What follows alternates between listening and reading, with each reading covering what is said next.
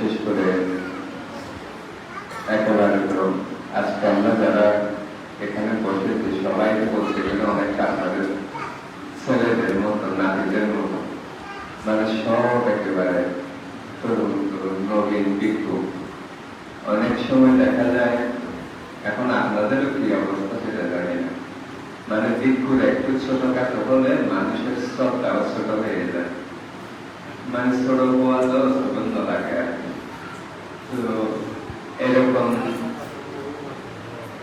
এরকম চিন্তা ভাবনা করবেন না। ভিক্ষু তো ভিক্ষু, আর আপনাদের ভাবতে সে বয়সে বলেন বা ভিক্ষু জীবনে বলেন, সে এখনো অনেক ছোট হলেও কিন্তু সে আপনাদেরকে যতটা সুন্দরভাবে একসাথে রাখা যায় সবভাবে রাখার জন্য কিন্তু সে আপনাদেরকে চেষ্টা করছেন, আদেশ উপদেশ দিচ্ছেন।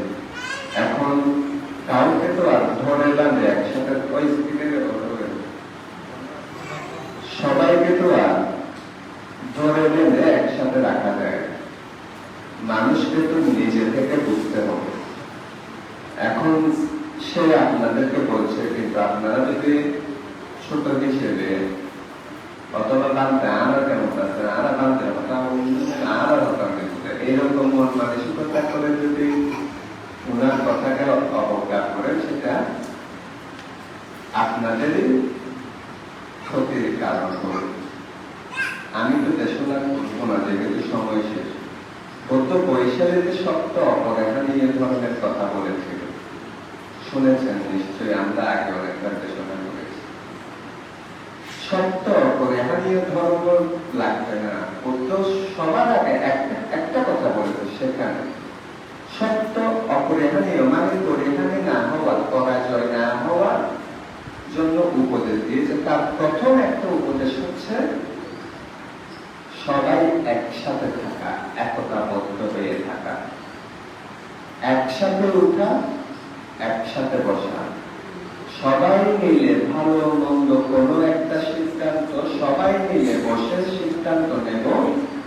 সেই বসার মধ্যে যা সিদ্ধান্ত সেটাই হবে। তার সভা থেকে উঠে বাইরে গিয়ে আবার আরেকটা সিদ্ধান্ত নিজেরা পাল্টাবো না, বা নিজেরা সিদ্ধান্ত নেব না। যা বলার সভাতে বলবো, সবাই মিলে একসাথে যেটা আমাদের জন্য ভালো হবে আমরা সেই সিদ্ধান্তটা গ্রহণ করব। সেটা যার পরামর্শ হোক, সে গরিব হোক, ধনী হোক, শিক্ষিত হোক, অশিক্ষিত হোক, যার পরামর্শ মঙ্গলজনক, গ্রামের জন্য কল্যাণকর, উপকার হবে, বিহারের জন্য উপকার হবে, আমাদের সমাজের জন্য উপকার হবে, আমরা সবাই মিলে তার কথাটাই পালন করবো। বুদ্ধ এই কথাটা বলছে যে সবাই একসাথে একতাবদ্ধ হয়ে থাকা। কিন্তু আমরা দুর্ভাগ্য, আমরা আসলে সেটা একতাবদ্ধ হয়ে থাকতে পারি না। বুদ্ধের ভাষাতে মানুষের 5 প্রকারের অহংকার আছে। অহংকার কয় প্রকার? 5 প্রকার। একটা হচ্ছে শিক্ষার অহংকার, 2টা হচ্ছে বংশের অহংকার, 3টা হচ্ছে ধন সম্পদের অহংকার, 4টা হচ্ছে কারো নাম সুনাম যশ হয়ে গেলে, মান সম্মান একটু বেশি হয়ে গেলে নাম সুনাম যশের অহংকার, আর আরেকটা হচ্ছে পঞ্চম হচ্ছে পুরুষদের বা যুবকদের শক্তি আর মহিলাদের সৌন্দর্য, মানে রূপ এবং শক্তির একটা অহংকার। এই পৃথিবীর প্রতিটা মানুষ এই 5টা অহংকারের মধ্যে একটা না একটার সাথে জড়িত। অহংকার থেকে কেউ বাইরে যেতে পারে না। তবে আমরা এই কথাও সবাই জানি যে অহংকার কি? অহংকার পতনের মূল।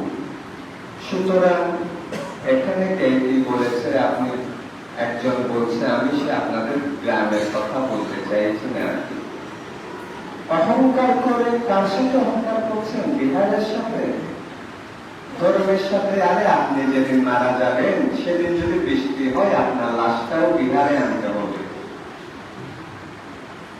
আপনি যেদিন মারা যাবেন, অনেকের অনুষ্ঠান এখানে বিহারে হয়েছে না আপনাদের গ্রামে, আপনি কি এখন অহংকার করে বলতে পারবেন আমার লাশ বিহারে নিয়ে যাব না? আপনি তার সাথে, ধর্মের সাথে, বৌদ্ধের সাথে, কুসঙ্গের সাথে যে সব কিছু ছেড়ে দিয়ে এসেছে, তাকে আপনি বিহার থেকে বের করে দেওয়ার ভয় দেখাচ্ছেন, বা তার সাথে আপনি অহংকার করছেন। তার জন্য এমনিতে সে ছেড়ে এসেছে। থাকার ইচ্ছে থাকলে তো নিজের বাবার দিনের বাড়িতেই থাকতাম। দুই এক বেলা ভাত দিয়ে আপনাদের কথা শোনার জন্য তো আর বৌদ্ধের জীবন গাইয়ে দিয়ে নেয়। অতিথি জন্মের এই অষ্ট পুরস্কারের প্রভাব আছে বলে, বৌদ্ধের আশীর্বাদ জন্মে জন্মান্তরে আমাদের কপালে জুটেছে বলে, এক একজন এক এক মায়ের সন্তানেরা এক একজন নিজ ইচ্ছায় সবাই কাপড় নিয়ে ভিক্ষু হয়ে আছে।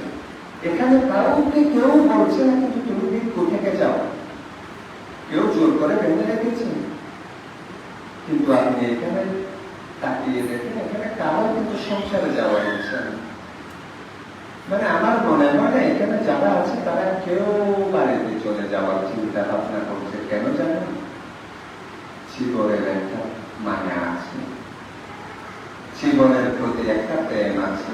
আপনার কাছে এটা সামান্য রং কাপড় হতে পারে, কিন্তু আমাদের কাছে এটা বৌদ্ধের কাপড়, বৌদ্ধের শাসনের কাপড়, পরমতের জীবন। তাই আমরা বৌদ্ধের প্রেমে, ধর্মের প্রেমে এত বেশি মগ্ন যে আমাদেরকে এক বেলা খাবারের জন্য মানুষ এত টাকা দিয়ে কথা বলে, তুচ্ছ তাচ্ছিল্য করে। যে বাবার দিনের সম্পত্তি ফেলে আসতে পারে, তাকে বিহার থেকে বের করে দেওয়ার ভয় দেখাতে পারে ছোট্ট মনের অহংকার করে, কিন্তু তার কাছ থেকে জীবন তুলে নিতে পারে, তুলে নিতে পারে। সে জীবন এই বিহার ছেড়ে দিলে সে আরেকটা বিহারে থাকবে, কিন্তু সে বৌদ্ধের শাসন ছেড়ে যাবে না। কারণ এটা আমরা আসলে, এই কারণে আমি একটু অনেক সময় বলি, তো দুঃখে যে অতীত জন্মে অষ্ট পুরস্কার দান করেছিলাম, আপনারা তো সবাই সম্বোধন করলে অষ্ট পুরস্কার দান করেন। এখন আমি তো মাঝে মাঝে বলি, আর সবাই করে আমরাও হয়তো কোন দুঃখে করেছিলাম, এই জন্য না পারছি আর ছেড়ে যেতে, না পারছি শান্তিতে ধর্মশীল সমাধি দরকার অনুশীলন করতে গেলেও অনেক কম। আর ওই যে মানুষ বললাম অহংকার, আমাদের সমাজের মানুষ এই পাঁচটা অহংকারের মধ্যে এত বেশি ডুবে আছে যে তারা অনেক সময় মানুষকে মানুষ মনে করে না, ভ্রান্তিকে ভ্রান্তি মনে করে না। আপনি বিহারে দান দিতে পেরেছেন, পূজায় নিয়ে হোক বা দিতে হোক, আপনার বিহারে আসতে সমস্যা থাকে। আপনি তো এসে নিজের হাতে দিতে পারতেন।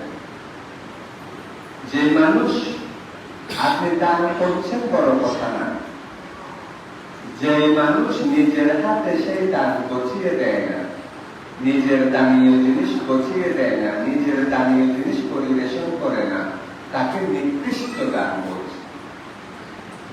সেই কারণে দাতাদেরকে নিজের হাতে দান করতে হয়, দাতাদেরকে নিজের হাতে দান করতে হয়। আমি কথা আর একেবারে বাড়াবো না, শেষে শুধু একটা কথা বলি।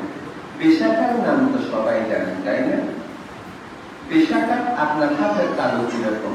একটু সাদা সাদা না, বা একটু লাল লাল অনেকের, কিন্তু বিশাখার হাতের তালু ছিল কিরকম জানেন? এই জবা ফুলের মতো। বিশাখার হাতের তালু ছিল কিসের মতো? জবা ফুলের মতো। কেন জানেন? বাচ্চাদেরকে সোয়াইন দেওয়ার সময় ওই বাম হাতের গামলা নিয়ে ডাইন হাতে পরিবেশন করে না, সে বাম হাতে ভাতের গামলা নিয়ে ডান হাতে বান্ধবীদেরকে সবাই বেড়ে দিত, পরিবেশন করতো। আর এই কারণে তার হাতের তালু হয়েছিল পুণ্যের ফলে কিসের মতো? এই জবা ফুলের মতো। সুতরাং আর সেই সময় সেই জন্য পেশাকার নাম কি ছিল জানেন? সঙ্গদাসী। কি ছিল? সঙ্গ দাসী। সে ছিল রাজার কন্যা, রাজার ছোট মেয়ে, কিন্তু তার নাম ছিল সঙ্গ দাসী। এখন আপনাকে যদি সঙ্গের দাস বলি, আপনি তো অপমানে একেবারে চলে পুরে ছাড়কার ওই দান দান সঙ্গ তার দান হইতে, কিন্তু আপনি চিন্তাও করবেন না এটা কত বড় উপাধি আপনার জীবনের জন্য। সুতরাং এইটুকু বলবো সর্বশেষে। ওই যে বললাম অহংকার পতনের মূল। তাই অহংকার করে নিজেই নিজেদের পতনের রাস্তা পরিষ্কার করবেন না। আপনার ছেলে মেয়ে ভাই বোন স্ত্রী পুত্র সবার পতনে যাওয়ার রাস্তা তৈরি করবেন না। অন্তত বিহারের সাথে 10 জনে মিলে বিহার করতে গেলে, কথা বলতে গেলে বাড়াবাড়ি 10 ঘরের মানুষ একটু বাড়াবাড়ি হবে, কিন্তু সেটা সমাধানও আমাদেরকে করতে হবে। আমরা সেটা দিনের পর দিন ধরে রেখে ছোট্ট একটা গ্রামের 30টা পরিবারের মধ্যে 3 ভাগ হতে পারবো না। তাহলে আপনাদের পরাজয় হবে, অবনতি হবে। সুতরাং আর না কথা না বাড়িয়ে সবার ভেতরে সত্য অপরিহানীয় ধর্মে সেই প্রথম ধর্ম একতা সবার ভেতরে জাগ্রত হোক। সবাই একসাথে কিছুদিন একতা মুক্ত হয়েছে বলেন, বিহারটা কত সুন্দর হয়েছে না? এখন ভোজপুরের পশ্চিম দিকের বিহার 5 বছর আগের চিন্তা করে 5 বছর পরে চিন্তা করেন তো অনেক পরিবর্তন হয়েছে না? এটা আপনারা যদি একতা হতে না পারতেন তাহলে সেটা হতো। তো এই পর্যায়ে এসে আবার সেটা ভেঙে দিচ্ছেন কেন? একতা নষ্ট করে বিহারকে আবার পেছনে, গ্রামকে আবার পেছনে ফেলে দিচ্ছেন কেন? আপনাদের গ্রামে আসা রাস্তাটাও কত কষ্ট ছিল, এখন কি সুন্দর একটা রাস্তা হয়ে গেছে। তার মানে আস্তে আস্তে পুরো জায়গাটা উন্নত হচ্ছে না? এ সমস্ত কিছু পুণ্যের পুরস্কারের ফলস্বরূপ না? আপনি এটা বুঝতে পারবেন না। আপনি ভাবছেন সরকার করে দিচ্ছে, চেয়ারম্যান করে দিচ্ছে। আরে আপনারা অটার্মিক করলে সরকারও এখানে আসতো না, চেয়ারম্যানও আসতো।